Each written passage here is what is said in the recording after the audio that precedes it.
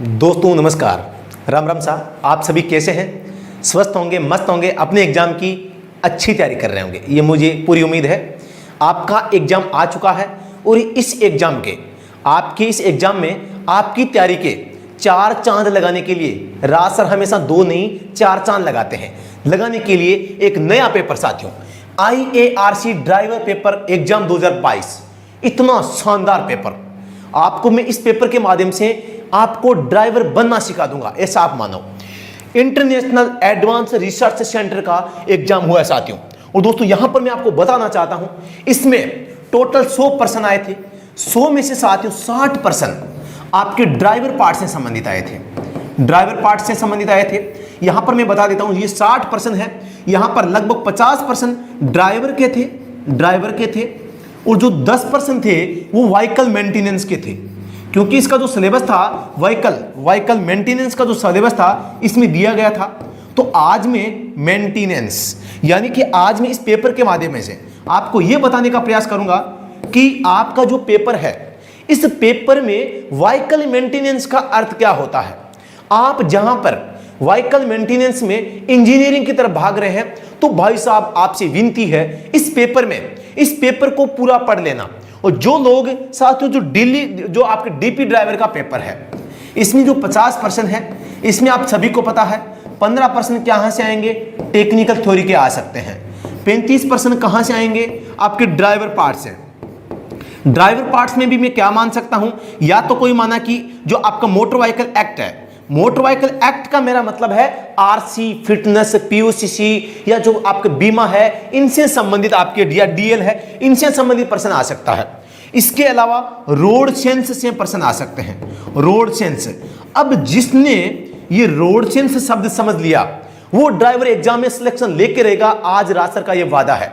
और राज सर ने जो दिल्ली पुलिस ड्राइवर एग्जाम की तैयारी करवाई है वो रोड सेंस, आपके मोटर व्हीकल एक्ट की और ड्राइवर में व्हीकल मेंटेनेंस की तैयारी करवाई है, न कि इंजीनियरिंग की। तो इस पेपर को आप पूरा सचेत रह के आप नोट पेन कॉपी पास में रखना, ताकि इस पेपर को आपको दोबारा से खोलने की आवश्यकता न पड़े। ये मेरी बात अच्छी लगी है तो आप कमेंट सेक्शन में बताएं। कमेंट सेक्शन में बताएं कि राज सर को आज 5G में चलना है या 3G में आ जाएं, यानी कि स्पीड में पढ़ना है या स्लो में। कमेंट सेक्शन में छाप दो, सभी बता दें। देखें, आपको स्पीड में पढ़ना है, धीरे पढ़ना है, 3G में पढ़े, 5G में पढ़े या और इसको और बढ़ाएं। देखो मैं तो क्या है, आपके टाइम को ध्यान में रखते हुए इसको थोड़ा सा स्पीड से लेता हूं, ठीक है, ताकि जो लाइव बंदे देखते हैं उनका टाइम जाया ज्यादा न हो, ठीक है। बाकी कोई बात नहीं, जैसा आप कमेंट करेंगे वैसी हो जाएगी। Slow fast, slow fast, slow. चलो आज हम स्लो क्लास लेते हैं, धीरे लेंगे, एकदम आराम से लेंगे, हर चीज को एकदम परफेक्टली समझते हुए जाएंगे। यहां पर साथियों आज के पेपर को देख के आप ये अनुमान लगा देना कि ये जो नंबर आप 35 नंबर देख रहे हैं, जिनको आप आप सरल समझते हैं, यहां पर भाई साहब ये सरल नहीं होता है। अगर इस पे आपने ध्यान नहीं दिया है तो भाई साहब समस्या हो सकती है। शुरू करते हैं आज की ये क्लास। सबसे पहला प्रश्न आपकी स्क्रीन पे आ चुका है, आपको इसको पढ़ना है, कमेंट सेक्शन में बताना है इसका सही जवाब क्या है। 60% टोटल है, इनमें से आपके कितने परसेंट सही होते हैं वो आप वीडियो के अंत में बताएंगे। साथ में बता देना चाहता हूं, अगर आप दिल्ली पुलिस ड्राइवर की डीपी ड्राइवर की तैयारी कर रहे हैं और आप हमारा अगर क्रैश कोर्स ज्वाइन करना चाहते हैं तो कर सकते हैं। ये क्रैश कोर्स कहां पे है दोस्तों, ये आप जो हमारा मोबाइल एप्लीकेशन है स्टडी एट होम ऐप के ऊपर है, आपको उपलब्ध होता है। किसी भी प्रकार की सहायता या समस्या के लिए नंबर आपको यहां पर दिखाई दे रहे हैं, इन नंबरों पे आप संपर्क कर सकते हैं साथियों। तो शुरू करते हैं आज का ये सेशन। क्या हो गया, चलो ये ठीक है, ये मान गया। तो यहां पर मैं क्रैश कोर्स में क्या होगा, आपका जो दिल्ली पुलिस ड्राइवर का कोर्स है 15 घंटे में पूरा कोर्स रिवाइज आपको करवाएंगे, उनके पीडीएफ नोट्स आपको देंगे और वीडियो सॉल्यूशन देंगे। इसके साथ में 35 ड्राइवर के प्रैक्टिस सेट देंगे और बेस्ट वन लाइनर आपको देंगे। इस क्रैश कोर्स में मात्र 15 घंटे में आप अपनी तैयारी है उसके 4 चांद लगा सकते हैं। शुरू करते हैं आज का ये सेशन। सबसे पहला प्रश्न आप देख लेना आज भाई साहब, ध्यान से आंखें खोल के कान से सुन के, कि रोड सेंस क्या होता है। आप बाईं ओर से वाहन को ओवरटेक कर सकते हैं यदि आप बाईं ओर से वाहन को ओवरटेक कर सकते हैं यदि ये एक रोड सेंस का है, कॉमन सेंस का है, रटना नहीं है, समझ के जवाब देना है। साथियों इस पेपर को मैंने देखा तो मैं भी हक्का बक्का रह गया, कितना शानदार पेपर ड्राइवर के लिए बनाया जा सकता है। ठीक है, तो यहां पर बाईं ओर पर्याप्त जगह होना, वह वाहन धीरे धीरे चलता है, उस वाहन का चालक दाहिने ओर मुड़ने के अपने इरादे को इंगित करता है और सड़क के केंद्र की ओर बढ़ता है। अनुमति नहीं है। भाई साहब कमेंट सेक्शन में छाप दो, जीतू राठी जी, मोनू भाई साहब सभी छाप दो, इसका जवाब क्या होगा। साथियों मैं बता देना चाहता हूं, इसका जवाब होगा ऑप्शन नंबर सी। पूछा क्या है, आप बाईं ओर से वाहन को ओवरटेक कर सकते हैं क्या? आप बाईं ओर से किसी वाहन को ओवरटेक कर सकते हैं क्या? यह पहली बात तो यह है। यह आपका माना कि ये 2 लेन मार्ग है। ठीक है, यहां पर माना कि कोई वाहन जा रहा है, आप यहां पे जा रहे हैं, अमूमन हम राइट साइड से ओवरटेक करते हैं। कहां से? राइट साइड से करते हैं। लेकिन हम लेफ्ट साइड से भी ओवरटेक कर सकते हैं। किस कंडीशन में? जब आपके आगे चल रहा वाहन है, आगे जाकर राइट साइड में मुड़ता है, तो आप इस वाहन के लेफ्ट साइड से भी क्या कर सकते हैं? ओवरटेक कर सकते हैं। यह नियम है। अमूमन ओवरटेक आपको हमेशा राइट साइड से करना है, लेकिन आगे चल रहा वाहन अगर दाएं साइड को मुड़ना प्रारंभ कर देता है या मुड़ जाता है, तो आप उसके लेफ्ट साइड से भी ओवरटेक करके उसके आगे निकल सकते हैं। कंडीशन है सामने का रास्ता स्पष्ट होना चाहिए। कई बार आ चुका है। कोई कंफ्यूजन है क्या? नहीं है। नेक्स्ट प्रश्न पे चलते हैं। अगला प्रश्न नंबर 2। आप एक बस के पीछे हैं जो यात्रियों को लेने या उतारने के लिए रुकी है, आपको क्या करना चाहिए? कितना अच्छा प्रश्न है। धैर्य पूर्वक पीछे प्रतीक्षा करें, बाएं से ओवरटेक करें, दाईं ओर से ओवरटेक करें, हॉर्न बजाएं और ओवरटेक करें। अमूमन हम क्या देखते हैं, जब आपकी सड़क होती है तो सड़क पर अगर भैया यार बस सवारी उतारेगी तो वो हर कहीं थोड़ी उतारती है, वो कहीं स्टॉपेज पे रुकेगी, सड़क के नीचे जाके उतरेगी, हम मानते हैं ना। लेकिन ये हमारा एक कॉमन सेंस है, अभी हाँ ऐसा होता है। लेकिन अमूमन अगर कोई बस रुकी हुई है, यात्रियों को ले रही है, तो पूरी उम्मीद है कि उस बस से यात्री उतर सकते हैं और चढ़ सकते हैं, चढ़ सकते हैं। तो फिर इस बस में जो यात्री थे यहां से आगे आ सकता है, यहां से आगे आ सकता है। तो भाई साहब आपको इस खड़ी बस को क्या नहीं करना है? ओवरटेक नहीं करना है। ओवरटेक नहीं करेंगे तो क्या करना है? इसके पीछे भाई साहब यहां खड़े रह जाना। पढ़ाई में मजा आ रहा है क्या? समझ में आ रहा है क्या? आ रहा है तो कमेंट सेक्शन में छाप दो। पक्का किस किस को आ रहा है? पक्का कमेंट में बताओ समझ में आ रहा है क्या? ठीक है, यहां पे हो जाएगा धैर्य पूर्वक पीछे प्रतीक्षा करें। यह होता है रोड सेंस, ध्यान से समझना है। प्रश्न संख्या आपके सामने 3। मोबाइल फोन का प्रयोग नहीं करना चाहिए सरकारी कार्यालयों में, वाहन चलाते समय, पुलिस थानों में, वाहन की सफाई करते समय। यहां पे देखो आपको पूछा मोबाइल फोन का प्रयोग नहीं करना चाहिए, तो आप सरकारी कार्यालयों में भी, वैसे भी देखो आप ऑन ड्यूटी हैं तो आपको मोबाइल का प्रयोग केवल कार्यालय उपयोग में करना चाहिए। आप भी सरकारी जॉब लगेंगे तो ध्यान रखना है, पर्सनल यूज के लिए नहीं। वाहन चलाते समय ये नहीं करना। पुलिस थानों में भी मोबाइल का क्या काम है भैया? ड्यूटी करनी है आपको। तो यहाँ पे वाहन की सफाई करते समय भी मोबाइल का प्रयोग थोड़ी करते हैं, नहीं करते ना यार। सफाई करनी है, मोबाइल में पानी बढ़ जाएगा और बढ़ जाएगा, खराब हो जाएगा। तो अमूमन क्या है, सारे ऑप्शन सही है। हम क्या पढ़ रहे हैं? ड्राइवर पार्ट पढ़ रहे हैं और ड्राइवर की तैयारी कर रहे हैं, तो हमें ध्यान रखना है वाहन का। भाई साहब वाहन चलाते समय हम क्या नहीं करेंगे? मोबाइल का यूज नहीं करेंगे। अब आप बता दो, ये ऑप्शन नंबर बी तो सही हो गया, वाहन चलाते समय मोबाइल फोन का प्रयोग नहीं करना है। अगर कर लिया तो क्या कर लोगे? कर लिया तो यहां पर हम धारा 184 लगा देंगे। धारा 184 लगा तो क्या हो जाएगा? जुर्माना लग जाएगा। कितना? 1000 मिनिमम है, मैक्सिमम 5000 का 5000 जुर्माना लग सकता है। तो यहां पर धारा 184 क्या है? खतरनाक ड्राइविंग करना। अब खतरनाक ड्राइविंग किसको कहेंगे? मोबाइल फोन का प्रयोग कर लिया, गलत तरीके से ओवरटेक कर लिया, स्टॉप लाइन को पार कर लिया, रेड लाइट को पार कर लिया, गलत तरीके से ओवरटेक करना, या किसी व्हीकल को खतरे में डालते हुए गाड़ी चलाना, या आमजन को खतरे में डालते हुए गाड़ी चलाना। भाई साहब यहां होता है 1000 से 5000। ये तो दोस्तों यहां पर होता है न्यूनतम। क्या होता है? न्यूनतम। ये क्या होता है? अधिकतम। क्लास में मजा आ रहा है नहीं आ रहा है? कमेंट सेक्शन में पक्का बताएंगे भाई साहब, पक्का। प्रश्न संख्या 4। रिवर्स करना प्रतिबंधित है। रिवर्स का मतलब होता है साथियों बैक, यानी कि पीछे। बैक यानी कि पीछे गाड़ी चलाना। अब पीछे गाड़ी कहां चला सकते हैं? क्या मुख्य सड़क पे गाड़ी चला सकते हैं? क्या नहीं चला सकते? मैं कहता हूं नहीं चला सकते। एक तरफा सड़क पे नहीं चला सकते, टी जंक्शन पर नहीं चला सकते, पार्किंग में यहां तो चला सकते हैं। लेकिन पूछा क्या है? यहां पे पूछा कहां प्रतिबंधित है। भाई साहब अब क्या करोगे? ऑप्शन तो कई सारे सही है, ये होता है रोड सेंस।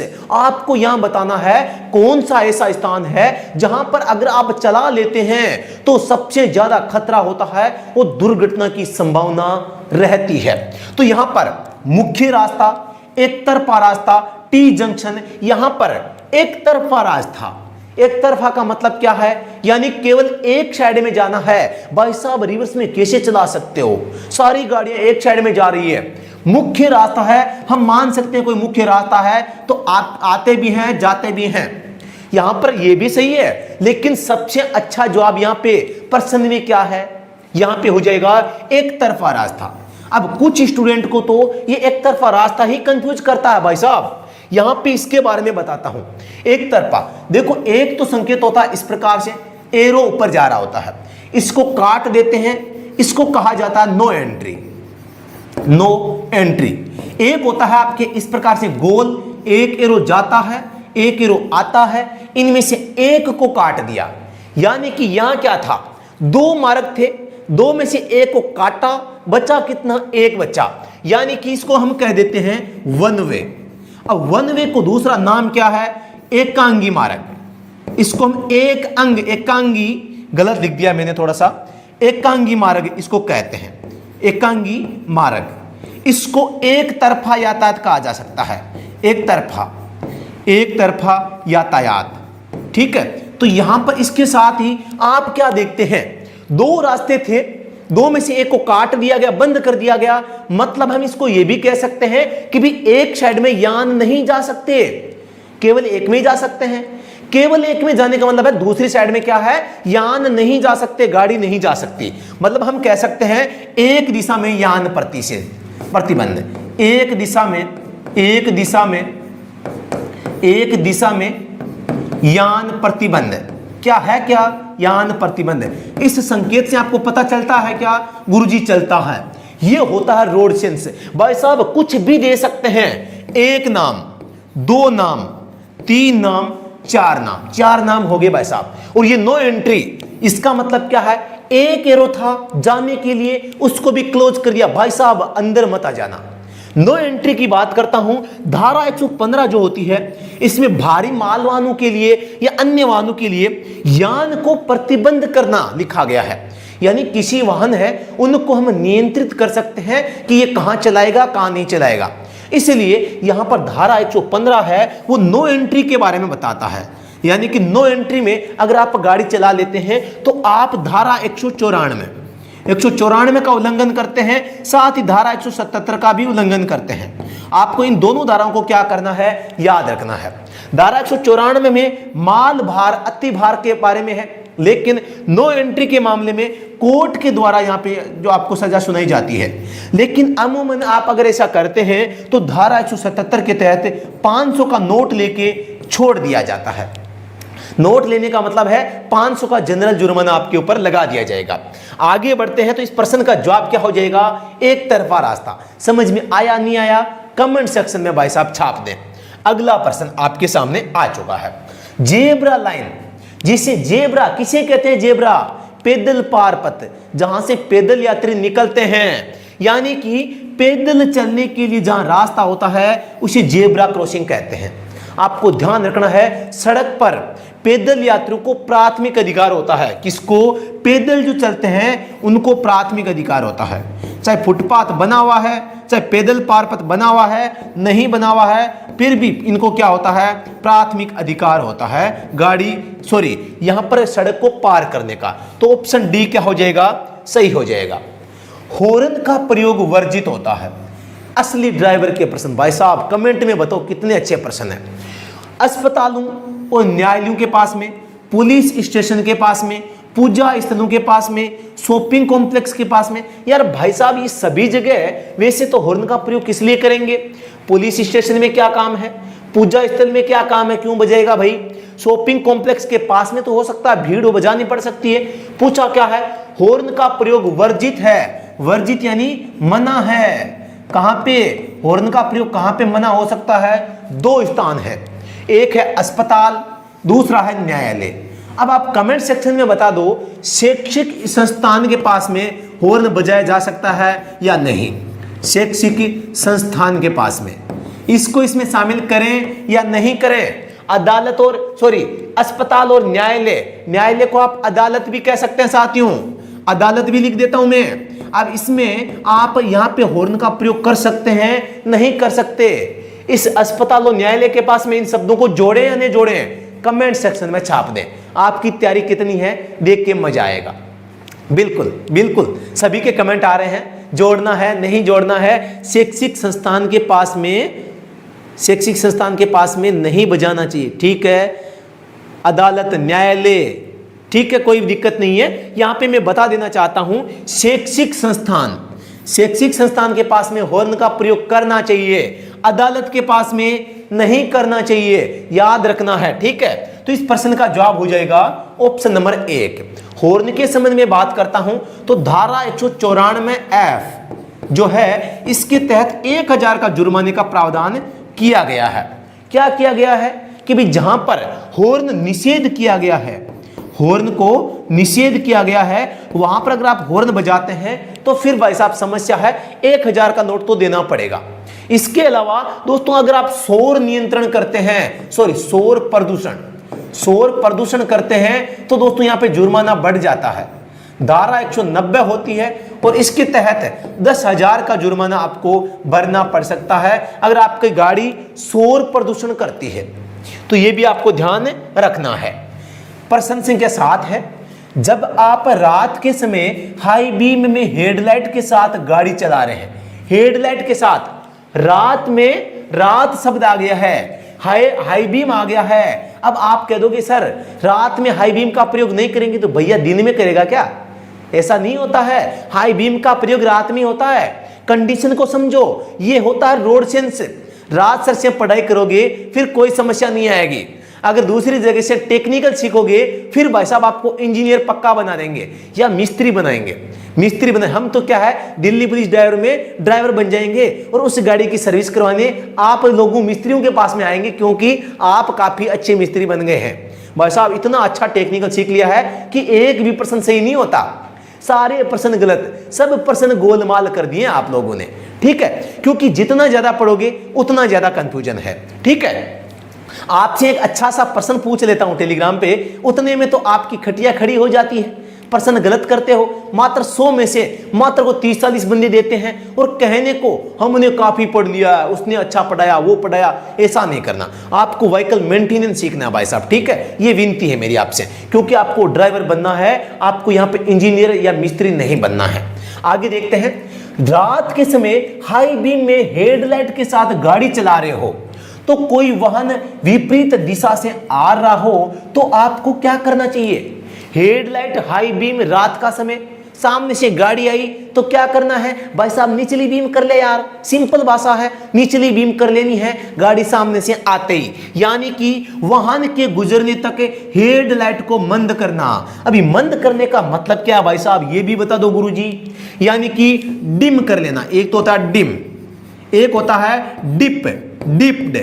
डिप्ड बीम हो जाएगा, ठीक है। तो ये भी आपको ध्यान रखना है। इसके अलावा हिंदी में मैं बात करता हूं, डिप्ड भी कहा जा सकता है, इसके अलावा लो बीम भी कहा जा सकता है, लो बीम, ठीक है। तो ये बातें आपको क्या करनी है, ध्यान रखनी है भाई साहब, ठीक है। आपको याद हो गया होगा, ऑप्शन सी क्या हो जाएगा, सही हो जाएगा।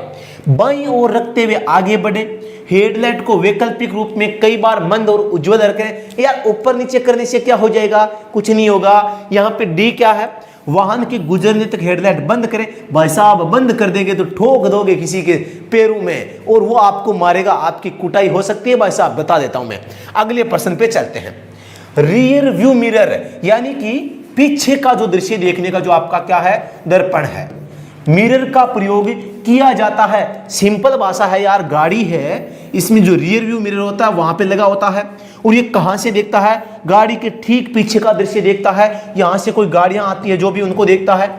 अपना चेहरा भाई साहब देखते होते, मैं भी देखता हूं कि मैं कितना सुंदर दिख रहा हूं। आप भी देखते होंगे, देखते हैं ना? कमेंट सेक्शन में बताओ। देखें, अपना चेहरा देखना, वाहन के पीछे से आने वाले यातायात को देखने के लिए, यात्रियों को पीछे की सीट पर देखने के लिए, रियर विंड शील्ड या ग्लास देखने के लिए कितना अच्छा प्रश्न आया है। ऑप्शन बी क्या हो जाएगा? वाहन के पीछे से आने वाले यातायात को देखना। भाई साहब यात्रियों को पीछे कोई सुंदर आदमी बैठा है तो आप पक्का नजर लगाते होंगे। ऐसा नहीं करना चाहिए, यह दुर्घटना का काम बन सकता है भाई साहब, क्योंकि ध्यान विचलित हुआ, ध्यान शीशे में गया, पीछे की सीट पे गया तो भाई साहब सामने से कुछ न कुछ गड़बड़ हो सकती है। यह नहीं होगा, यह भी नहीं होगा, यह भी नहीं होगा। होगा पीछे का दृश्य, गाड़ी पीछे से आ रही है तो आपको रियर व्यू मिरर में देखना होता है। किस वाहन को फ्री पास दिया जाना चाहिए? फ्री पास, मुक्त मार्ग, इसको कह सकते हैं मुक्त मार्ग। मुक्त मार्ग यानी कि आपको खाली जगह देनी है। पुलिस वाहन को, आपातकालीन वाहन एम्बुलेंस और अग्निशमन सेवा वाहन को, तेज चलने वाली बसों को, दोपहिया वाहनों को। तो भाई साहब यहां पे सिंपल प्रश्न है, फ्री पास यानी मुक्त मार्ग है, आपको आपातकालीन वाहनों को देना होता है। भाई साहब आपातकालीन वाहन कौन कौन से होते हैं? एक तो एम्बुलेंस हो गई, एम्बुलेंस हो जाएगी, एक फायर वाली गाड़ी हो जाती है। दोस्तों पुलिस को भी आपातकालीन में माना जाता है, ठीक है। इनमें साथ में आ जाए तो आपको जोड़ना है अन्य आपात वाहन। अन्य जो आपातकाली में वाहन लगे होते हैं वो भी इनको लगे मतलब कि काउंट किया जाता है, जो राज्य सरकार इनको सायरन और लाइट देके अधिकृत करती है। जैसे कोई प्राकृतिक आपदा में है, जो भी है, तो यहां पर ऑप्शन बी सही हो जाएगा। अगर आप आपातकालीन वाहनों को रास्ता नहीं देते हैं, धारा 194 में ई लगाई जाती है, जिसके तहत 10,000 का जुर्माना आपके ऊपर लगाया जा सकता है। याद रख लेना, वो भी 2-2 हजार के पूरे 5 नोट, ठीक है। आगे बढ़ते हैं अगले प्रश्न पे। आप टी जंक्शन पर प्रतीक्षा कर रहे हैं, एक वाहन बाईं ओर से आ रहा है जिसमें दाईं ओर का सिग्नल चमक रहा है। आपको क्या करना चाहिए? ध्यान से समझो, एक टी जंक्शन पर प्रतीक्षा कर रहे हैं, कौन? आप। एक वाहन बाईं साइड से आ रहा है, बाईं साइड से आ रहा है, और जिसमें दाईं ओर का सिग्नल, वो कह रहा है मैं दाईं साइड में मुड़ूंगा, सिग्नल दे रहा है, चमक आ रहा है। तो आपको क्या करना चाहिए? प्रतीक्षा करें जब तक कि वाहन दाहिनी ओर मुड़ न जाए।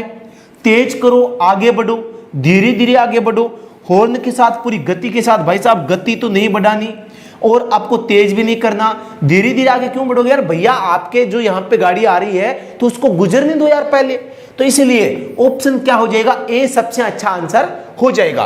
प्रतीक्षा करो जब तक कि वाहन दाहिनी ओर मुड़ न जाए। साथियों अगला प्रश्न है, आप सामने वाले वाहन को ओवरटेक कर सकते हैं। कहां से कर सकते हैं? सामने का मतलब है यहां पे गाड़ी जा रही है, आप यहां पे हैं, तो आप इसके राइट साइड से क्या करते हैं? इसे ओवरटेक करते हैं। तो यहां पे हो जाएगा वाहन की दाहिनी ओर से, वाहन के बाईं ओर से। वाहन के बाईं ओर से सड़क चौड़ी हो तो हॉर्न के साथ किसी भी तरफ से। भाई साहब सही आंसर हो जाएगा वाहन के दाईं ओर से। दोस्तों प्रश्न समझ में आ रहे हैं, नहीं आ रहे हैं, थोड़ा सा आप कमेंट सेक्शन में मुझे बता सकते हैं। तो ऑप्शन नंबर 1 हो जाएगा, क्योंकि जो ओवरटेकिंग नियम होता है वो हमेशा राइट साइड से ओवरटेक करने का नियम होता है। प्रश्न संख्या 12 है, आप एक संकेत पुल के पास पहुंच रहे हैं, जहां पे संकेत बने हुए हैं, दूसरा वाहन विपरीत दिशा से पुल में प्रवेश करने वाला है, तो आपको क्या चाहिए? यह है देखो कॉमन सेंस का, इसे बोलते हैं रोड सेंस। भाई साहब आपके दिल्ली पुलिस ड्राइवर में भी ऐसे ही रोड सेंस टपकने वाले हैं, छपकने वाले हैं और टपकने वाले हैं, और उनकी पेपर की खोपड़ी में छेद राजसर की स्टूडेंट करने वाले हैं।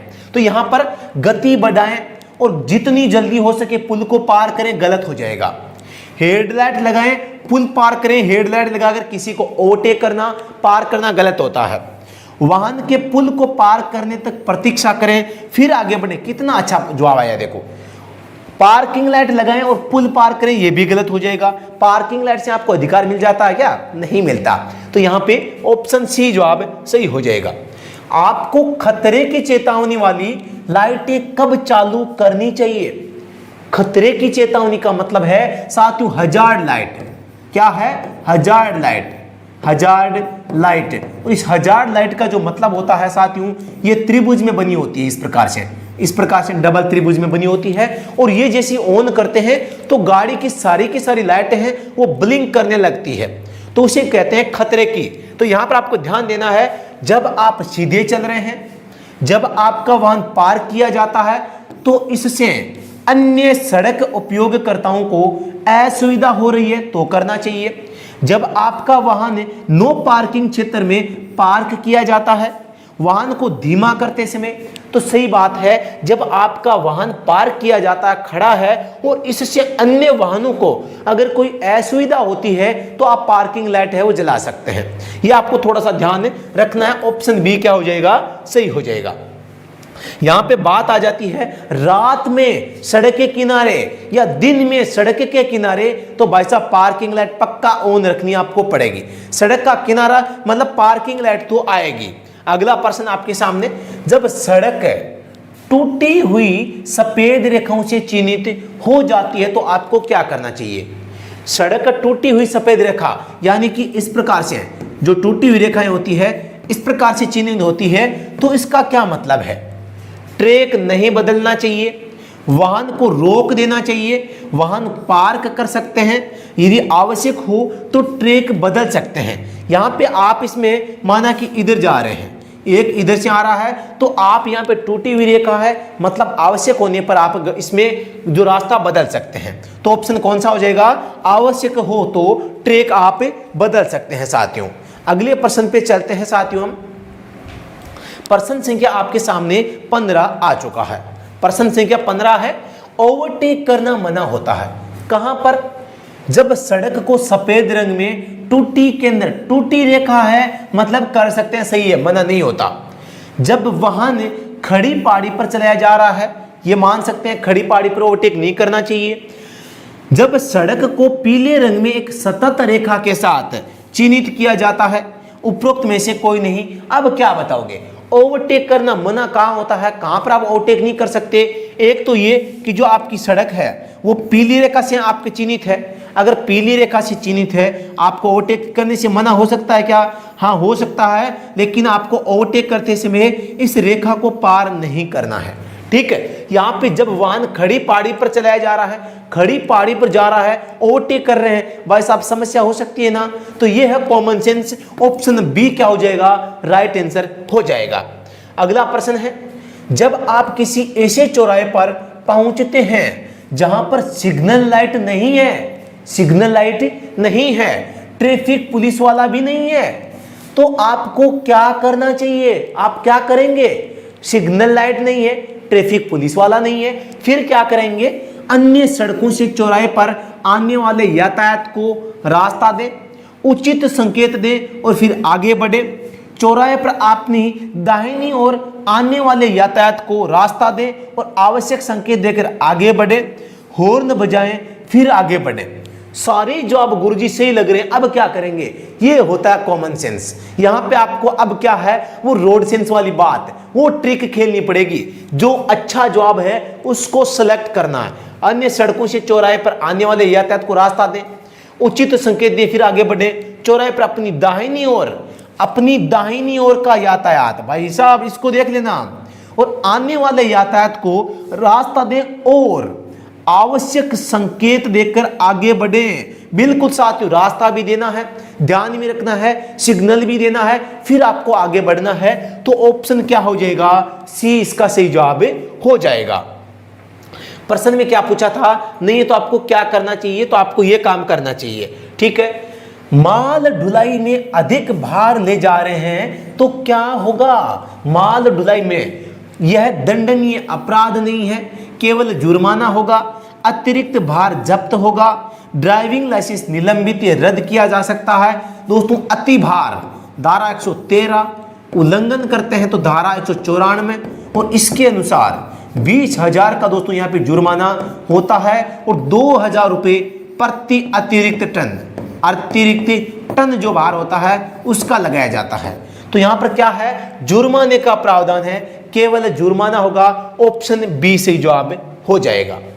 जब कोई अंधा व्यक्ति सफेद बेंत लेकर, बेंत ये नहीं होता दोस्तों छड़ी, बेंत क्या होता है, छड़ी होता है, सड़क पार कर रहा हो तो आपको क्या करना चाहिए? अंधा व्यक्ति है, वाइट उसके हाथ में लकड़ी है या उसमें क्या है, यहाँ पे छड़ी ले रखी है, आपको यहाँ पे ये समझना है कि ये क्या है, वही इसका जवाब देना है। सफेद बेंत को वाहन को रोकने के लिए यातायात के संकेत के रूप में देखें, हॉर्न बजाएं आगे बढ़े, धीमा करें सावधानी से आगे बढ़े, उपरोक्त में से कोई नहीं। साथ ही इसका जवाब क्या हो जाएगा? ऑप्शन नंबर 1 हो जाएगा। सफेद बेंत को वाहन को रोकने के लिए यातायात संकेत के रूप में आपको देखना है, यानी कि जो बेंत है उसको आपको यह समझना है कि ये हमारे लिए रुकने का स्थान है, और जब तक ये संकेत रोड के ऊपर है तब तक हम अपने वाहन को रोक लेंगे, ताकि जो बुजुर्ग व्यक्ति है उस सड़क को आसानी से अंधा व्यक्ति पार कर ले। अगला प्रश्न है, वन वे रोड पर निम्नलिखित में से कौन सा सत्य है? पार्किंग निषिद्ध है, ओवरटेकिंग करना मना होता है, रिवर्स गियर में गाड़ी चलाना नहीं चाहिए या नहीं चलानी चाहिए, रिवर्स गियर में गाड़ी चलानी चाहिए। भाई साहब आपको पता है पार्किंग साइड में कर सकते हैं, ओवरटेक आप आपके एक तरफा मार्ग पे कर सकते हैं। यहां पर भाई साहब आप बताओ, ये सड़क है, यहां पे आप जा रहे हैं, पीछे का कोई वाहन आगे जा सकता है क्या? जा सकता है। क्या आप अपने वाहन को यहाँ पे रोक सकते हैं क्या? रोक सकते हैं। तो क्या हो जाएगा? रिवर्स गियर में आप गाड़ी यहां से ऐसे नहीं चलाओगे या विपरीत दिशा में नहीं चलाओगे, ठीक है? तो रिवर्स गियर में गाड़ी नहीं चलानी चाहिए। यह होता है दोस्तों रोड सेंस। रोड सेंस के प्रश्न आपके सामने कितने अच्छे आए हैं। पैदल यात्री क्रॉसिंग के पास जब पैदल यात्री सड़क पार करने की प्रतीक्षा कर रहे हैं तो आपको क्या करना चाहिए? पैदल यात्री क्रॉसिंग के पास जब पैदल यात्री सड़क पार करने की प्रतीक्षा कर रहे हैं तो क्या करना चाहिए? हॉर्न बजाए आगे बढ़े, गलत हो जाएगा। धीमा करे आगे बढ़े, गलत हो जाएगा। वाहन को रोक कर पैदल चलने वालों के सड़क पार करने तक प्रतीक्षा करें, फिर आगे बढ़े। कितना अच्छा जवाब आया साथियों, देखो। और उपरोक्त में से कोई नहीं, तो ऑप्शन सी क्या हो जाएगा? सही हो जाएगा, क्योंकि मैंने आपको बताया था पैदल चलने वालों के लिए सड़क पर प्राथमिक अधिकार उनका होता है साथियों। अगला प्रश्न है, विपरीत दिशा से यानी कि सामने से आने वाले वाहनों को कहां से गुजरने देना चाहिए? यह आपकी कोई सड़क है, आप यहां से इधर जा रहे हैं, सामने से कोई गाड़ी आ रही है, कहां से गुजरेगी? आपका राइट या लेफ्ट? दोस्तों यहां पर, यहां से गुजरेगी, मतलब कि राइट साइड से गुजरेगी। यही पूछा है, आपके राइट यानी कि दाहिनी ओर से। ऑप्शन ए क्या हो जाएगा? सही आंसर हो जाएगा। अगला प्रश्न है, पैदल चलने वालों को बिना फुटपाथ वाली सड़क पर, दोस्तों यहां पे देखो ये फिर से टपक गया है, ये प्रश्न फिर से टपका दिया गया है, ध्यान से देख लेना। पैदल चलने वालों को बिना फुटपाथ वाली सड़क पर कहां पर चलना चाहिए? यानी कि सड़क यहां पे ऐसे बनी हुई है, गाड़ियां इधर से ऐसे जा रही है, बीच में डिवाइडर है, गाड़ियां यहां से इधर भी जा रही है। अब आप सड़क पर चलने के लिए जगह नहीं है, अगर आप यहां पे चलते हैं तो पीछे से गाड़ी आपकी टांगे कोई भी तोड़ सकती है, और आपका मुंह क्या रहेगा? आगे रहेगा, तो आप इसका बचाव नहीं कर पाएंगे। अगर आप यहां पे चलते हैं तो सामने से गाड़ियां जो आ रही है उनसे आप अपना बचाव कर पाएंगे। इसलिए दोस्तों आपको यहां पर चलना चाहिए। कहां पे? राइट साइड में चलना है, यानी कि सड़क के बाईं ओर, सड़क के दोनों ओर, सड़क के दाईं ओर, सड़क के दाईं ओर नहीं चलना चाहिए। तो ऑप्शन हो जाएगा सड़क के दाईं ओर, यानी कि फुटपाथ नहीं है, फुटपाथ, बिना फुटपाथ, यानी बिना फुटपाथ की बात आ जाए तो उल्टा चलना है, राइट साइड में चलना है, दाईं साइड में चलना है। अगला प्रश्न आपके सामने है, वाहन का चालक अपने दाहिने हाथ को बढ़ाता है और हथेली को नीचे कर हाथ को ऊपर और नीचे कई बार घुमाता है, तो आप समझ जाओगे कि क्या समझ जाओगे? यहाँ पे ध्यान से देखना है, यानी कि वाहन का चालक क्या करता है? दाहिने हाथ को बढ़ाता है, बढ़ा दिया, हथेली को नीचे नीचे कर दिया, ऊपर नीचे करा, मतलब किसका होता है? गाड़ी को धीमा करना। अब वह बाईं ओर मुड़ रहा है, ओवरटेक करने की अनुमति, वह वाहन को ओवरटेक कर रहा है, वाहन को धीमा कर रहा है। ऑप्शन डी क्या हो जाएगा? सही हो जाएगा। दोस्तों सबसे पहला हथेली नीचे, ऊपर नीचे करना, वाहन को धीमा करना, हथेली आगे सीधा बाहर निकालना, लेफ्ट में नहीं सॉरी राइट में मुड़ना, हथेली आगे समकोण पर वाहन को रोकना, यहाँ पे एंटी क्लॉकवाइज ऐसे घुमाना, लेफ्ट साइड में टर्न लेना, क्लॉकवाइज ऐसे करना, यानी कि आगे ओवरटेक निकलने के लिए इजाजत देना। तो ये आपको सारी की सारी बातें हैं साथियों, आपको ध्यान से यहाँ पे देखनी पड़ेगी साथियों। अगले प्रश्न पे चलते हैं। तो इस प्रश्न का जवाब क्या हो जाएगा? ऑप्शन डी, वाहन को धीमा कर रहा है। अगले प्रश्न पे चलते हैं। शैक्षणिक संस्थान के पास मोटर कार की अधिकतम अनुमत गति किलोमीटर प्रति घंटा। साथियों मैंने आपको बताया था कि शैक्षणिक संस्थान की बात आ जाए, शैक्षणिक संस्थान की बात आ जाती है, शैक्षणिक संस्थान, ये हो गया शैक्षणिक संस्थान। बात आ जाती है आंदोलन कोई चल रहा है, आंदोलन। बात आ जाती है कोई जुलूस निकल रहा है, जुलूस निकलता है। बात आ जाती है कोई सेना वहां से गुजर रही है। बात आ जाती है कोई वाहन को टो करके यानी जोड़ कर ले जा रहा है, टो या जोड़ना। यहां पर बात आ जाती है कोई जानवर या पशु को ले जा रहे हैं, जानवर या पशु को ले जा रहे हैं। बात आ जाती है कोई काम चल रहा है, क्या चल रहा है? काम चल रहा है। तो दोस्तों इस कंडीशन में आपके व्हीकल की जो स्पीड हो सकती है वो मैक्सिमम स्पीड कितनी हो सकती है? 25 हॉर्स, यानी 25 किलोमीटर प्रति घंटा की रफ्तार अधिकतम। ये क्या है साथियों? अधिकतम गति है। इस बात को आपको ध्यान में रखना है। तो ऑप्शन बी क्या हो जाएगा? राइट आंसर हो जाएगा। अगला प्रश्न आपके सामने है। केंद्रीय मोटर वाहन नियम 1989 के अनुसार सभी नई कारों के पहले पंजीकरण की तारीख से, यानी कि जो पहली बार में जब आरसी बनता है नई गाड़ी का साथियों, कितने महीने की समाप्ति के बाद प्रत्येक मोटर वाहन का पीयूसी चेक किया जाना चाहिए? पीयूसी यानी क्या होता है? पोल्यूशन अंडर कंट्रोल सर्टिफिकेट, यानी कि प्रदूषण नियंत्रण प्रमाण पत्र साथियों। सभी जानते हैं पीयूसीसी है वो हर 1 साल के लिए जारी किया जाता है। बात करते हैं 2017 से पहले के वाहनों की तो 6 माह के लिए होता है। लेकिन यहां बात आई है जब आपकी गाड़ी नया रजिस्ट्रेशन हुआ है, नया पंजीकरण हुआ है, तो दोस्तों यहां पर पहली साल का जो पीयूसीसी है वो बीमा कंपनी आपकी जो कंपनी है वो कंपनी बनाकर देती है। आप सभी को पता होगा कि यहां पर गाड़ी का जो फिटनेस होता है या आपका पीयूसीसी होता है ये पहली बार कंपनी बनाकर देती है। इस बात को आपको ध्यान रखना है, तभी वो गाड़ी है वो बेचने के लायक बनती है। तो यहां पर पहली साल 12 महीने तक आपको क्या नहीं करना है? आपको पीयूसीसी बनाने की आवश्यकता नहीं है। इसके बाद में आपको क्या करना पड़ेगा? हर साल आपको पीयूसी बनाना पड़ेगा। पीयूसी के बारे में मैं बता देना चाहता हूं, यहां पे भारत स्टेज, बीएस स्टेज आपका जो 4 है और 6 है। 4 को लागू कब किया गया? 2017 में, 6 को 2020 में। इनकी जो गाड़ियां हैं इनके लिए 1 वर्ष का आपको क्या दिया जाता है? पीयूसीसी दिया जाता है। यहां पे बात करता हूं मैं 2017 से पहले की, तो दोस्तों यहां पर 6 माह का दिया जाता है। यह बातें आपको थोड़ा सा ध्यान रखना है। बात कर लेते हैं, एक होता है डीजल इंजन की पूछ ले तो पूरा 100 का नोट लेंगे। पेट्रोल इंजन की बात कर लेते हैं तो मात्र 70 रुपए में आपको पीयूसीसी बना कर दे देंगे। बात करते हैं 2 पहिया वाहन 3 पहिया वाहन की तो 50 रुपए में आपको बनाकर दे देंगे। तो यहां पर ध्यान देना है कि भाई साहब यहां पे 2 पहिया वाहन जो है इसको भी क्या पीयूसीसी की आवश्यकता पड़ती है? बिल्कुल साथियों, मोटरसाइकिल को भी पीयूसी की आवश्यकता पड़ती है। अगला प्रश्न आपके सामने है, सभी मोटर वाहनों को किसके द्वारा कवर किया जाना चाहिए? जीवन बीमा, व्यापक बीमा, वार्षिक रखरखाव अनुबंध, तृतीय पक्षीय बीमा।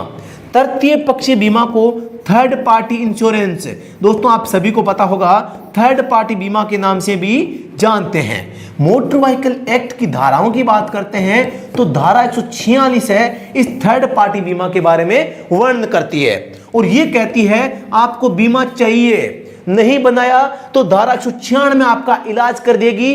2000 का नोट पहली बार में ले लेगी, दूसरी बार अगर आप फिर से अपराध करते हैं तो 4000 का जुर्माना है, फिर भी अगर दादागिरी करते हैं तो 3 माह है मच्छर काटने के लिए जेल भेजा जा सकता है भाई साहब। तो फिर बिना गाड़ी का बीमा कराए आपको गाड़ी नहीं चलानी है।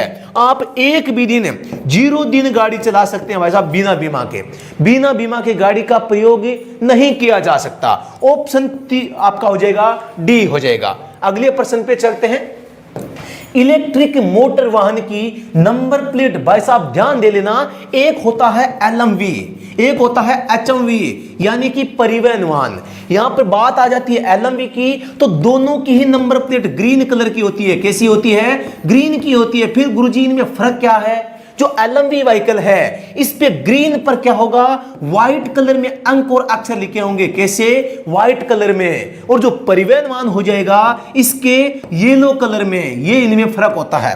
आप अमूमन क्या देखते हैं, जो हेवी व्हीकल होता है इसकी नंबर प्लेट कैसी होती है? येलो होती है और LMV की व्हाइट होती है। तो अंक और अक्षरों का जो रंग है वो वही रखा गया है, लेकिन नंबर प्लेट कैसी रखी गई है? ग्रीन रखी गई है। क्यों रखी गई है? लाइट यानी बैटरी से चलने वाले व्हीकल हमारे पर्यावरण प्रदूषण के लिए हमारी सुरक्षा करते हैं और प्रदूषण को कम करने में हमारी मदद करते हैं। इसीलिए ये हमारा पर्यावरण मित्र कहलाती है और इसीलिए इनको ग्रीन कलर कहा गया है। तो आपको इन चीजों के बारे में ध्यान रखना है। तो इलेक्ट्रिक मोटर वाहन की जो नंबर प्लेट है हरे कलर की हो जाएगी। साथियों, इलेक्ट्रिक गाड़ियों के बारे में मोटर वाहन अधिनियम में कहां पर उल्लेख किया गया है? MVA की धारा 2A में साथियों इसमें इसका उल्लेख किया गया है। अगले प्रश्न पे चलते हैं। वह उपकरण जो मोटर वाहन की गति को इंगित करता है। सीधी सी बात है, गति कौन बताएगा? गति को स्पीड कह सकते हैं ना, तो भाई साहब स्पीड को क्या कह देंगे? स्पीडोमीटर। और इसको चाल मापी हिंदी में पूछ ले तो चाल मापी कह देंगे। ऑप्शन बी क्या हो जाएगा? सही हो जाएगा। टेकोमीटर क्या बताता है? RPM बताता है। किसका? इंजन शाफ्ट का। यह भी आपको थोड़ा सा ध्यान में रखना है। बैरोमीटर हाइड्रोग्रोमीटर है, इनसे हमारा कोई नाता नहीं है, इनको भूल जाओ। अगला प्रश्न। वाणिज्यिक वाहन। वाणिज्यिक का मतलब है परिवहन वाहन यानी कि ट्रांसपोर्ट व्हीकल, जैसे कि ट्रक, बस आदि को चलाने के लिए किस प्रकार की लाइसेंस की आवश्यकता होती है? कितना सरल प्रश्न है, सभी को पता है। HMV, LMV, HMV या LMV और LMV विशेष परमिट के साथ में। साथियों, बस और ट्रक के चलाने के लिए हमेशा हम क्या यूज में लेते हैं? हेवी लाइसेंस काम में लेते हैं। तो एकदम सिंपल है। परिवहन वाहन है तो हेवी लाइसेंस से हम काम में लेंगे।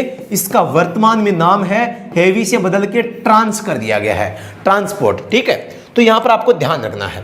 प्रश्न संख्या 30 आपके सामने आया है। निम्नलिखित चिन्ह दर्शाता है।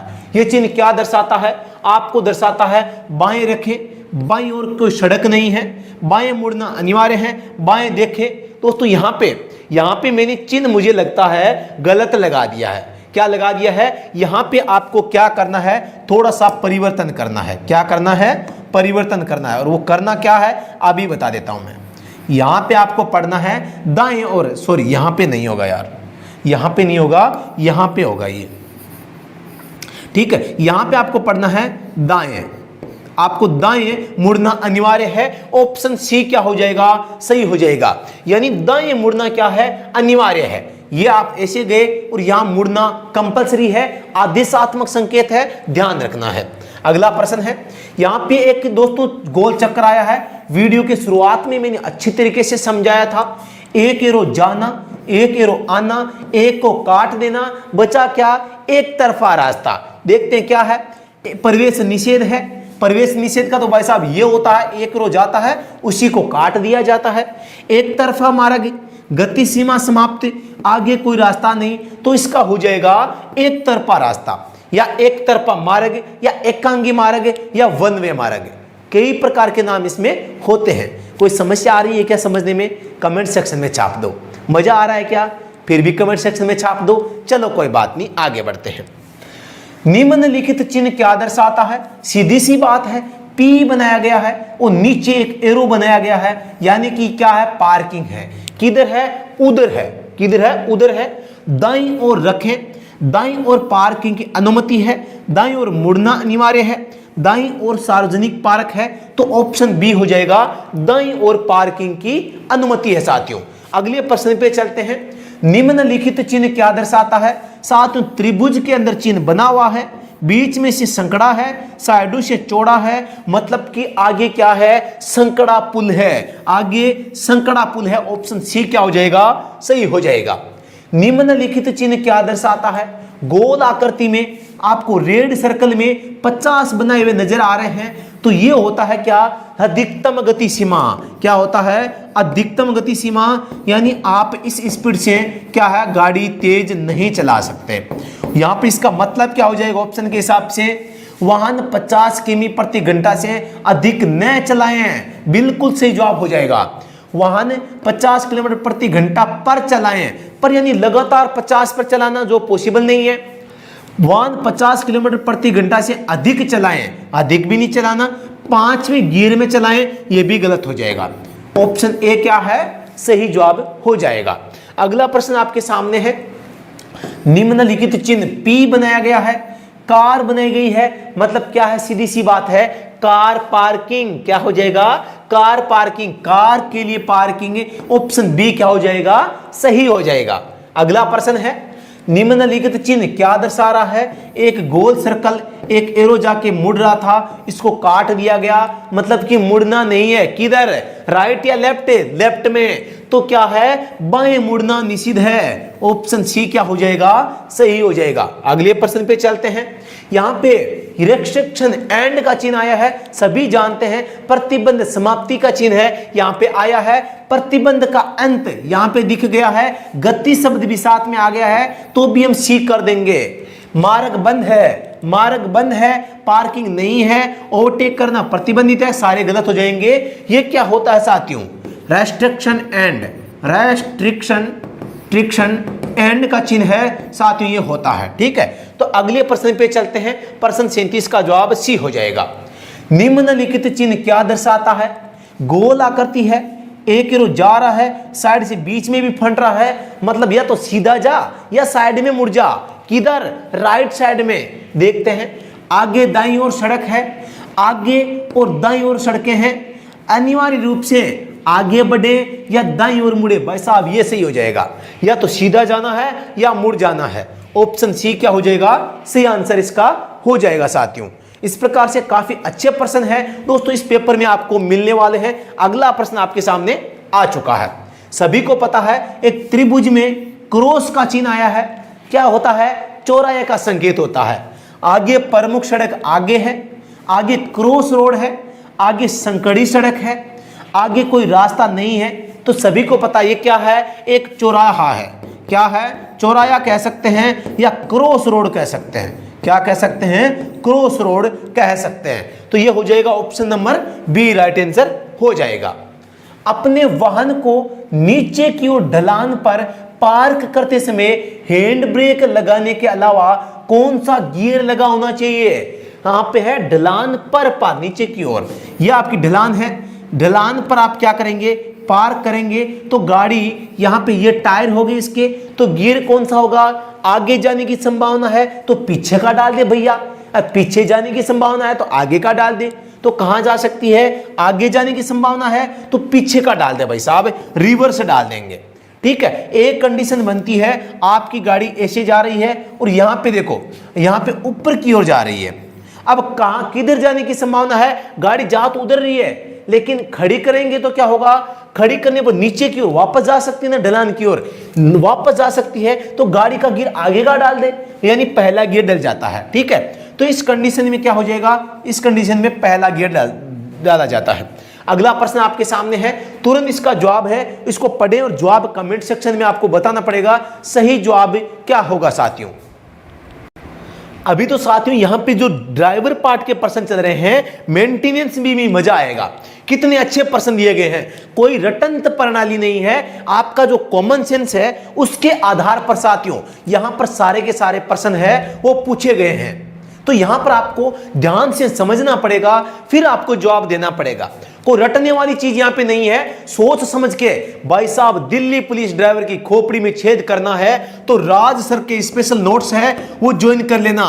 क्रैश कोर्स है वो चल रहा है। क्रैश कोर्स मात्र साथियों यहाँ पे आपको 15 घंटे में पूरी की पूरी तैयारी करवाता है।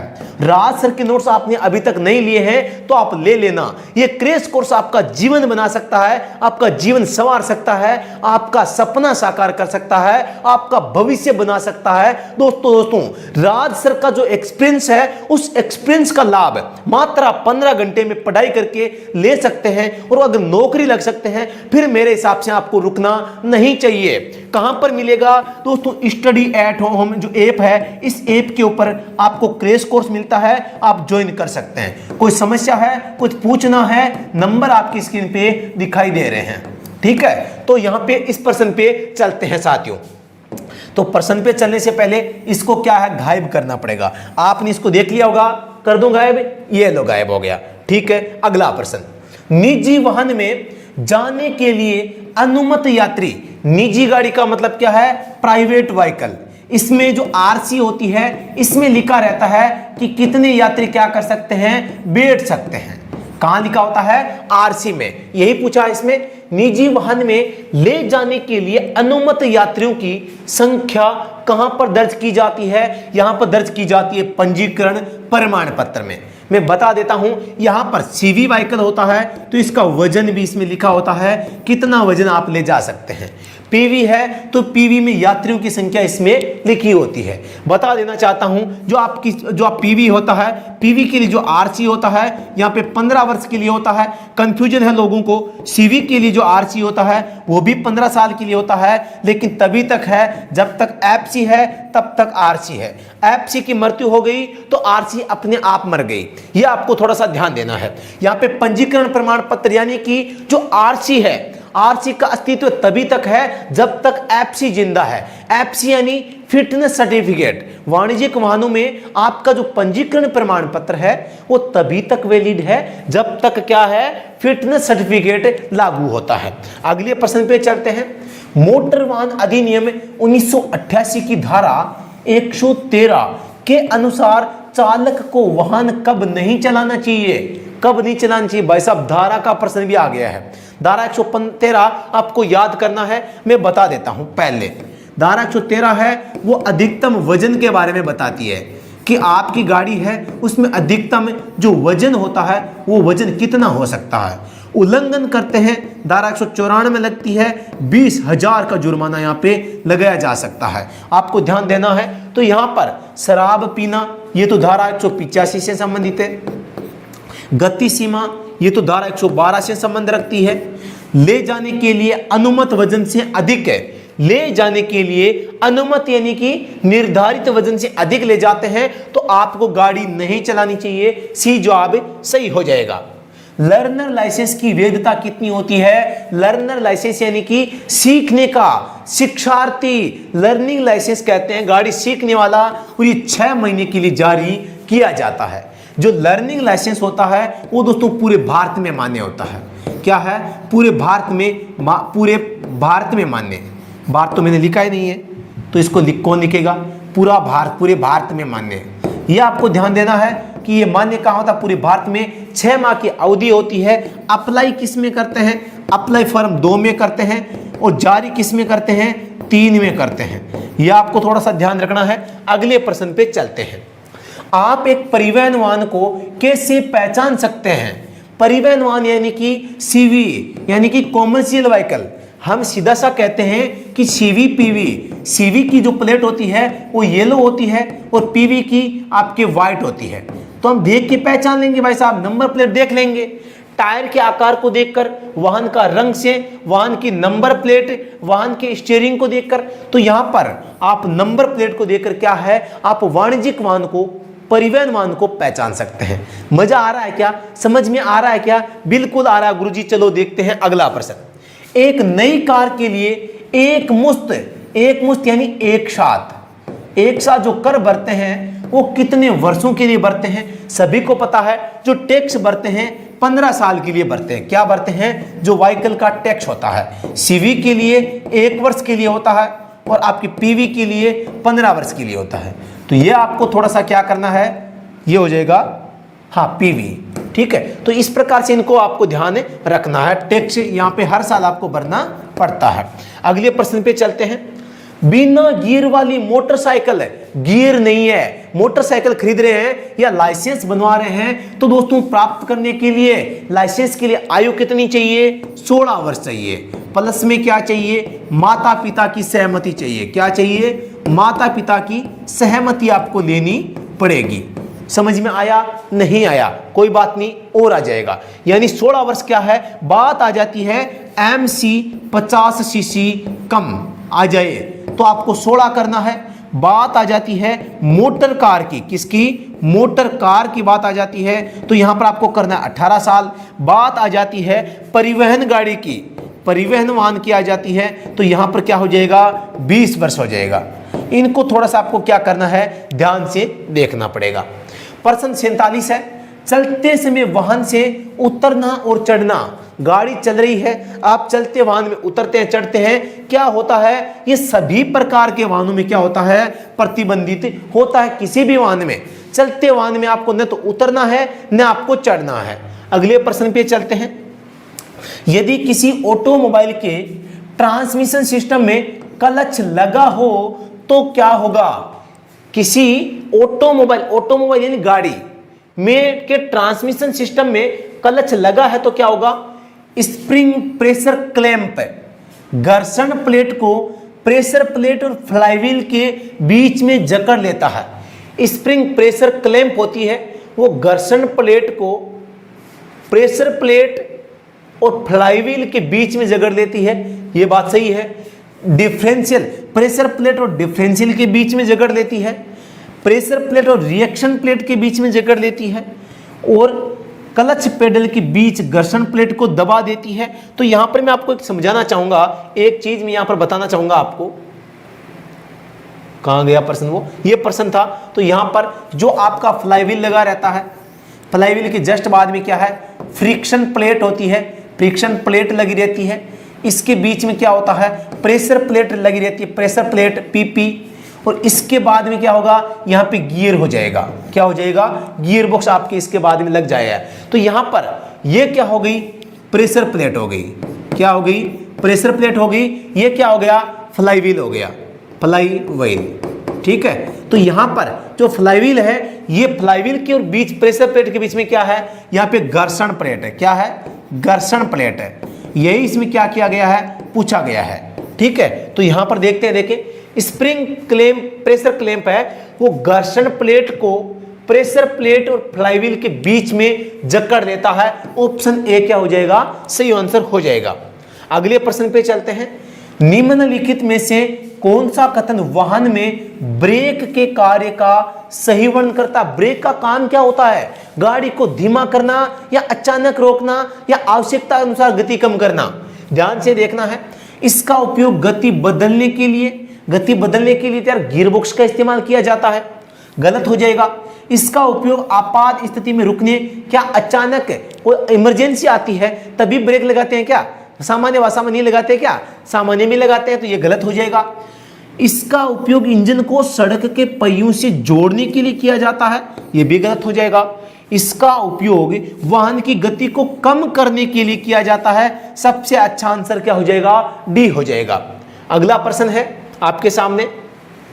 नीचे दिए गए विकल्पों में से आप ब्रेक की सर्विसिंग के लिए निम्नलिखित में से किसकी जांच करेंगे? क्या जांच करते हैं? बात आई है ब्रेक की सर्विसिंग करनी है। यहां पर ब्रेक तेल और ब्रेक शू की स्थिति देखनी है, ब्रेक ऑयल और यहाँ पे इंजन ऑयल, ये गलत हो जाएगा। यहाँ पे इंजन ऑयल ये गलत हो जाएगा। शीतलक का स्तर ये गलत हो जाएगा। यहाँ पे क्या हो जाएगा? ऑप्शन नंबर 1 इसका जवाब हो जाएगा। अगला प्रश्न आपके सामने है। मुड़ते समय कार के अंदर और बाहर के पहियों को अलग अलग गति की आवश्यकता होती है, ये किसके द्वारा संभव होता है? साथियों आप सभी को पता है जो आपकी डिफरेंशियल होता है, यहाँ पर एक फैल इधर होता है, एक व्हील इधर होता है। यहाँ पर दोस्तों इन जो टायर होते हैं, इन टायरों की चाल में अंतर करने के लिए एक भाग ये, दो भागों में साथियों क्या बनी होती है? रियर एक्सल या ड्राइव एक्सल दो भागों में बनी होती है इसी चाल में अंतर करने के लिए। और ये चाल में अंतर किसकी वजह से आता है? डिफरेंशियल की वजह से आता है। तो यहाँ पे क्या हो जाएगा? डिफरेंशियल जवाब सही हो जाएगा। तो अगले प्रश्न पे चलते हैं। यूनिवर्सल जोड़ का प्रयोग किसके बीच किया जाता है? सभी को पता है यहाँ पे गियर बॉक्स होता है, गियर बॉक्स के बाद में यू जॉइंट हो गया, ये जॉइंट क्रॉस हो गया, फिर से स्लिप जॉइंट हो गया, यहाँ पे फिर से आपका योक हो जाएगा, क्रॉस हो जाएगा, यहाँ पे डिफरेंशियल हो जाएगा। यहाँ पूछा क्या है? यूनिवर्सल जोड़ का प्रयोग किसके बीच में किया जाता है? तो आप क्लच और गियर के बीच, एक्सल और पहिए के बीच, प्रोपेलर शाफ्ट और एक्सल ड्राइव के बीच, और ब्रेक और पेडल के बीच। कितना अच्छा प्रश्न है। यहाँ पे देखो क्लच कहाँ है? क्लच तो आपकी गियर से पहले है तो नहीं होगा, गलत हो जाएगा।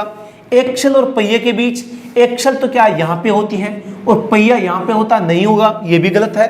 प्रोपेलर शाफ्ट और एक्सल ड्राइव के बीच, यहाँ पे ये प्रोपेलर शाफ्ट, यहाँ पे ये, यहाँ से देखो, यहाँ से ये प्रोपेलर शाफ्ट है यहाँ तक की, और एक्सल है यहाँ पे।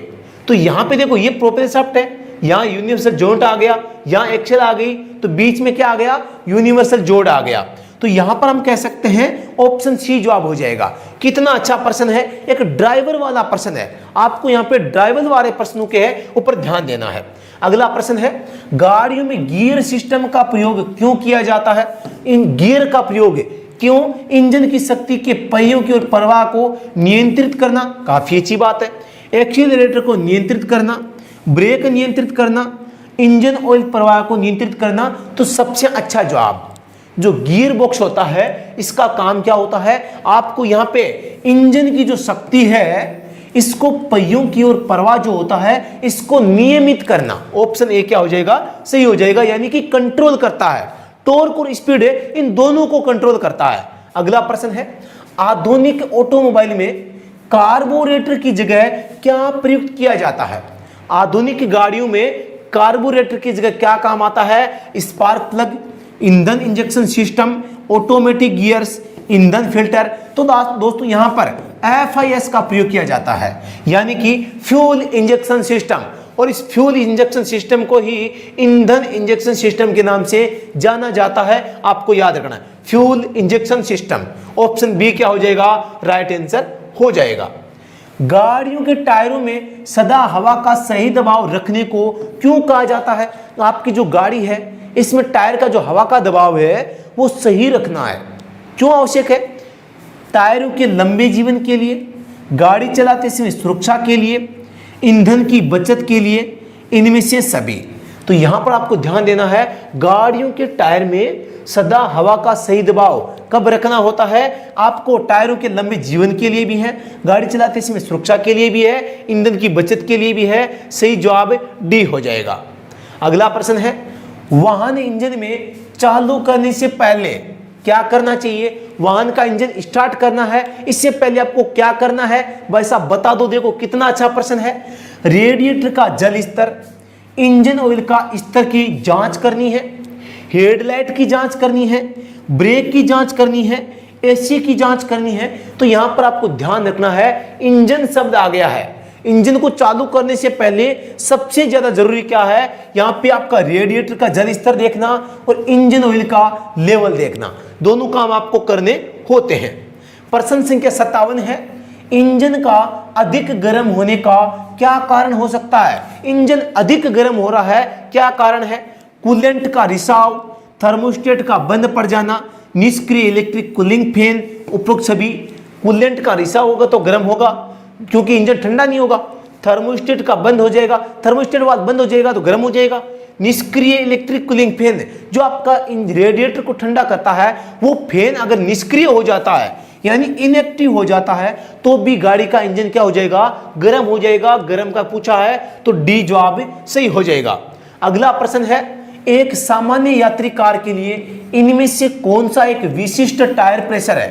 5 से 10 PSI, 20 से 30 psi, 25 से 35 psi, 30 से 35 psi। साथ ही इस प्रश्न का जवाब है आपको कमेंट सेक्शन में बताना है सही जवाब इसका क्या होने वाला। साथियों टायर का प्रेशर है उसके बारे में पूछा गया है।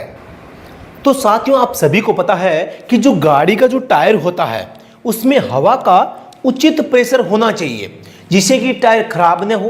प्रश्न आता है हवा ज़्यादा है तो कहाँ से घिसेगा? मध्य से घिसेगा, केंद्र से घिसेगा। हवा का दबाव कम है तो किनारे से घिसेगा। दो बातें तो याद रखनी है। अगर हवा का दबाव कम होगा तो टायर का घर्षण ज़्यादा होगा, टायर ज़्यादा घिसेगा, टायर खराब हो जाएगा और टायर की आयु कम हो जाएगी, गाड़ी का माइलेज डाउन हो जाएगा। ये बातें भी आपको ध्यान रखनी है। तो इसलिए एक उचित जो आपका प्रेशर होता है वो आपके होना चाहिए और ये होता है हल्के मोटर वाहनों में यानी कि कार में 30 से 35 psi। अब ये psi है, साथ ही इसको बोलते हैं पौंड पर स्क्वायर इंच। पौंड पर स्क्वायर इंच यानी कि हवा को किस में मापा जाता है? पौंड में मापा जाता है। हल्के वाहनों में 30 से 35, मध्यम वाहनों में 60 से 70, भारी वाहनों में 100 से 110 psi। हम इस पौंड को पॉइंट कह देते हैं जो कि क्या होता है? गलत होता है। आपको ध्यान देना है यहाँ पे गाड़ी में जो हवा का प्रेशर होता है यहाँ पर दोस्तों दो टायर होते हैं। एक तो होता है ट्यूबलेस। क्या होता है?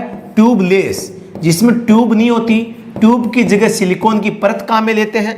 एक होता है tyre tube, tube tyre sorry, ठीक है, ट्यूब टायर। तो यहां पर आपको दोस्तों ध्यान से देखना है, इनमें से ज्यादा हवा किस में भरी जा सकती है? ट्यूब टायर में। ज्यादा हवा किस में नहीं भरी जा सकती? ट्यूबलेस टायर में। देखने में सुनने में अटपटा लग रहा है लेकिन एक्चुअल कंडीशन है। दूसरी बात, जो ट्यूबलेस टायर होते हैं इनका प्रयोग केवल हल्के वाहनों में हो सकता है, भारी वाहनों में नहीं हो सकता, क्योंकि इसके अंदर क्या है? हवा का दबाव नहीं रह पाता है। अधिक लोड होगा तो ये अपने आप ही पंचर हो जाएंगे। तो यहां पर आपको ध्यान देना है। टायर के बारे में पूछा है, ऑप्शन डी जवाब हो जाएगा। अल्टरनेटर का मुख्य काम क्या है? अल्टरनेटर गाड़ी में लगा रहता है बैटरी को चार्ज करने के लिए। बैटरी को चार्ज करने के लिए काफी अच्छे प्रश्न पूछे गए हैं इस पेपर में। साथियों वो प्रश्न पूछे गए हैं जो साथियों सच में एक ड्राइवर को इनकी जानकारी होनी चाहिए, सच में ड्राइवर के दोस्तों ज्ञान होना चाहिए। वही प्रश्न यहाँ पे पूछे गए हैं। इंजन को ठंडा रखने में मदद करने के लिए जीवाश्म ईंधन चालित LMV कार का कौन सा हिस्सा जिम्मेदार है? कौन सा हिस्सा जिम्मेदार है? इंजन को क्या करना है? ठंडा रखने में मदद करने वाला जीवाश्म ईंधन चालित LMV कार का कौन सा हिस्सा जिम्मेदार है ठंडा रखने में? Muffler, alternator, catalytic converter, radiator. सभी जानते हैं इंजन को ठंडा कौन करता है? कैटेलिटिक कन्वर्टर करता है। तो दोस्तों यहाँ पर आज जो 60 प्रश्न थे वो यहाँ पे पूरे हुए और इस पेपर के 60 प्रश्नों को काफी अच्छा लगा मुझे देखकर और काफी अच्छे प्रश्न थे। सच में ये प्रश्न भाई साहब ड्राइवर में छपने वाले प्रश्न थे।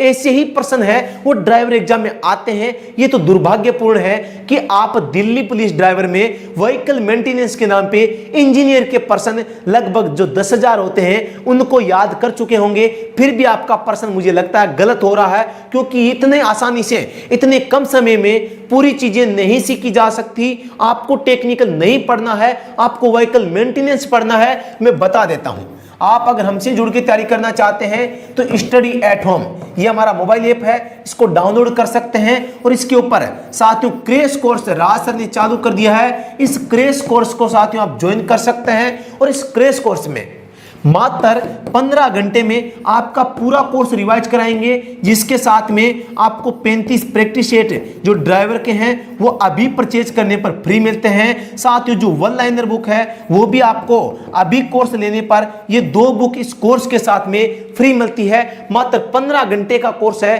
तो आप हमसे जुड़कर अपनी तैयारी को 4 चांद लगा सकते हैं। वो तैयारी बेहतर करके दोस्तों सिलेक्शन है वो ले सकते हैं और अपने सपने को साकार कर सकते हैं। यहां पर मैं बताना चाहूंगा हर कोई व्यक्ति 100 मार्क्स में से 60 नंबर ले आएगा। क्या है? 60 नंबर ले आएगा, लेकिन इससे जो प्लस करेगा सिलेक्शन भाई साहब जीत उसी की होगी। सिलेक्शन किसका होगा? सिलेक्शन उसी की होगी। तो यहां पर आपको डरना नहीं है। यहां पर आपका एक मार्क्स 2 मार्क्स 1-2 नंबर जो है वो भी मायने रखेगा। आपका सिलेक्शन होता है तो 1-2 नंबर से होता है, आपका सिलेक्शन नहीं होता है तो आपका सिलेक्शन 1-2 नंबर से नहीं होता है। तो आपको यहाँ पर अपना जो स्कोर है इसको बढ़ाने का प्रयास करना है और हर प्रकार से हम इसमें मदद आपकी वो करते हैं बेहतरीन नोट्स के पास में। साथ में यहाँ पे बेस्ट वन लाइनर आपको देते हैं, वन लाइनर। इसके अलावा एग्जाम में जो रिव्यू बुक है हमारी यहाँ पे प्रसिद्ध है एग्जाम रिव्यू, जिसमें भारत के जितने भी ड्राइवर एग्जाम हुए हैं सबका रिव्यू इसमें किया गया है।